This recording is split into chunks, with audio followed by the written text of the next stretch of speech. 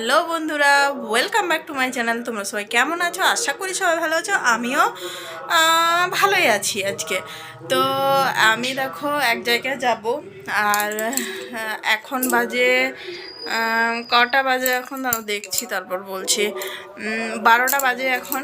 আর আমি এখন থেকে দুপুর 12টা, আমি এখন থেকে ব্লগটা স্টার্ট করছি। আর 1 ঘন্টা পরে আমার মেয়ে আসবে, তাকে চান টান করে রেডি করাবো, ফ্রেশ হব, নিজেরা কিছু একটু ভাত খেয়ে নেব, তারপর বার হয়ে যাব জামগ্রামের উদ্দেশ্যে, মানে আমার বাপের বাড়ি। তো সেখানে যাব কি কারণে, সেটা তোমরা টাইটেল আর থাম্বনেল দেখে বুঝতে পেরে গেছো যে আমি কি কারণে যাচ্ছি সেখানে। ভাবছি এই শাড়িটা আমি পরবো, এই শাড়িটা পরবো আজকে, এই শাড়িটা পরবো, এটার সাথে ব্লাউজ আর সাথে গয়নার বাক্স। তো চলো তাড়াতাড়ি রেডি হয়ে যাই, তারপর আবার বার হতে হবে।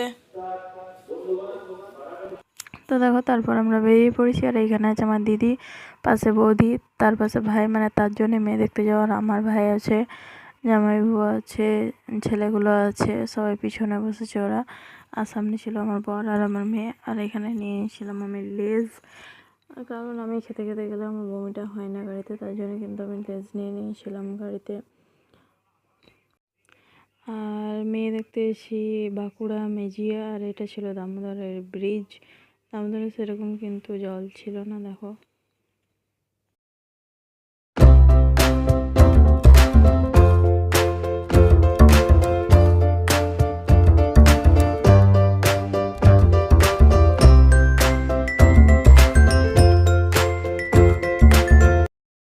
এই দেখো পৌঁছে গেছি, আর এসে নিয়ে বসে পড়েছি ওদের রুমে। আর আমার পাশে ছিল আমার দিদি। আর এখানে দেখো, ভাবছিলাম একটু আয়নাটা দেখবো আর কি, দাদা দেখে নিল অলরেডি। এই দেখো দাদা আয়নাটার সামনেই বসে পড়লো। তো যাই হোক, ঘরগুলো দেখলাম একটু ঘুরে ফিরে। আমাদেরকে এখন কোল্ড ড্রিঙ্কস দেওয়া হলো, কোল্ড ড্রিঙ্কস।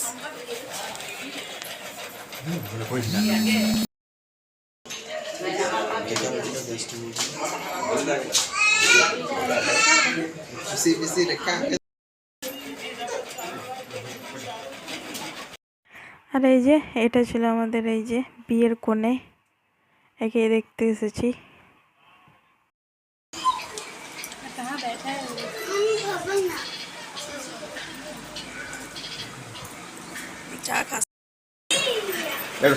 দারুণ আসছে ছবিটা, বিশ্বাস করো। একটু পরে তারপর এখানে দুজনের সঙ্গে একটু কথা হলো আর কি। তারপরে কথা তো 24 ঘন্টা হয়, বিয়েটা হচ্ছে লাভ ম্যারেজ। আর যাই হোক, ফটোশ্যুটটা হচ্ছে এখানে। আর আমার বড় ওদের ফটোটা তুলে দিচ্ছে, আর আমিও এখানে একটু ভিডিওটা নিয়ে নিলাম আর কি। ওখানের কাজ শেষ করে একটু বাইরে বেরোলাম, মানে এখানে একটা পিসি থাকে, তো ওই পিসিটা জোর করে নিয়ে গেল। আর রাস্তায় যেতে যেতে ফুচকা দেখতে পেলাম, তাই জন্য ওই পিসি আমাদেরকে কিন্তু অনেকগুলো করে ফুচকা খাওয়ালো। তারপর চলে এলাম ওই পিসিটারই বাড়ি, বললে চল আমাদের বাড়িতে একটু দেখা করে নে। তো চলে এলাম পিসিটার বাড়ি।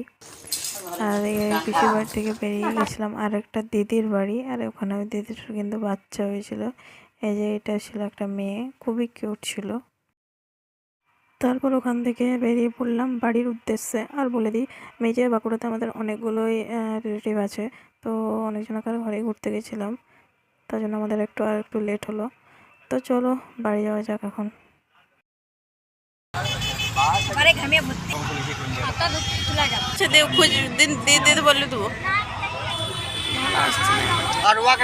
দারুণ মন্দিরটা, দারুণ। প্রণাম করলো, জয় রাধে।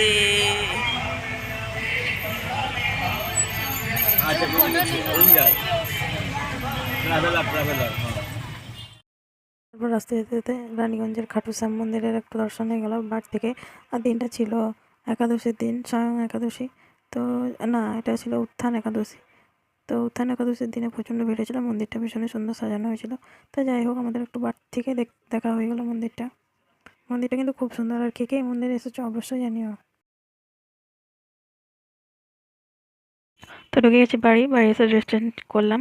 মাকে বললাম আর চা করার দরকার নেই, তো মা চা করবো ভাবছিল, মাথা ধরেছিল, কিন্তু আমার অনেক প্রবলেম হয় কিন্তু এবারে কিন্তু প্রবলেমটা হয়নি।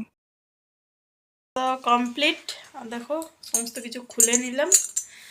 আর ব্লগটা বেশি বড় করছি না, এখন শুয়ে পড়বো। তো সবাই ভালো থেকো, সুস্থ থেকো, গুড নাইট, রাধে রাধে।